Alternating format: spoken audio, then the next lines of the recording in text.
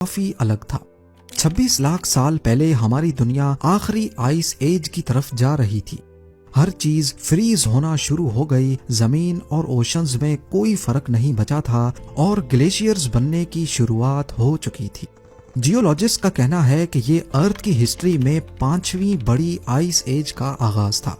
हमारा अर्थ हर चंद करोड़ सालों के बाद आइस एज में चला जाता है। ये नॉर्मली अर्थ के ऑर्बिट में चेंज की वजह से होता है जब अर्थ सूरज से ज्यादा दूर हो जाता है।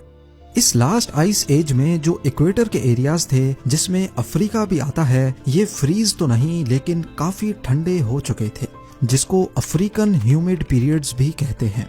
जहां पूरी दुनिया बर्फ की मोटी लेयर से ढकी थी, वहीं सहारा हरा भरा और जिंदगी से भरपूर था। यहाँ हजारों मील तक मेडोज थे और चप्पे चप्पे पर हरी घास होती थी। बारिशों की वजह से यहाँ रिवर्स बहती थीं, लेक्स थीं जो अगर आज होती तो दुनिया की सबसे बड़ी लेक्स कहलाती। यहाँ हर तरह के जानवर थे जो किसी रेन फॉरेस्ट में होते हैं। इन सब चीजों के साथ साथ एंशिएंट ह्यूमंस की भी बड़ी तादाद यहाँ माइग्रेट करके आई थी, क्योंकि बाकी दुनिया के मुकाबले में सहारा की ग्रीनरी जिंदगी को सपोर्ट करती थी। यहाँ एग्रीकल्चर किया जा सकता था, जानवर पाले जा सकते थे और मौसम भी रहने के काबिल था, जैसा कि आज यूरोप में होता है। करीब 25 लाख सालों तक चलने वाली ये आइस एज आज से 11,000 साल पहले खत्म होना शुरू हुई।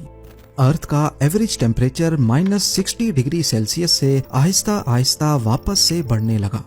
बर्फ की मोटी लेयर मेल्ट होने लगी और ओशंस के ऊपर भी बर्फ के तोदे आहिस्ता आहिस्ता पिघलने लगे। अगले कई हजार सालों तक तो सहारा की लाइफ कंडीशंस बरकरार रहीं, लेकिन फिर 4000 BC के आसपास यानी 6000 साल पहले कुदरत ने सहारा की हरियाली को वापस छीनने का इरादा कर लिया। तब से लेकर एक बार फिर से ग्रीन मेडोज सूखना शुरू हो गए और नीचे मौजूद रेत दोबारा से हवा के साथ कांटेक्ट में आकर फैलना शुरू हो गई।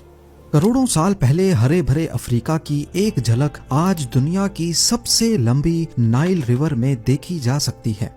6,695 किलोमीटर लंबी रिवर साउथ अफ्रीका में युगांडा से शुरू होकर सहारा के बीच से गुजरती हुई इजिप्ट के पास मेडिटेरेनियन सी में जाकर गिरती है।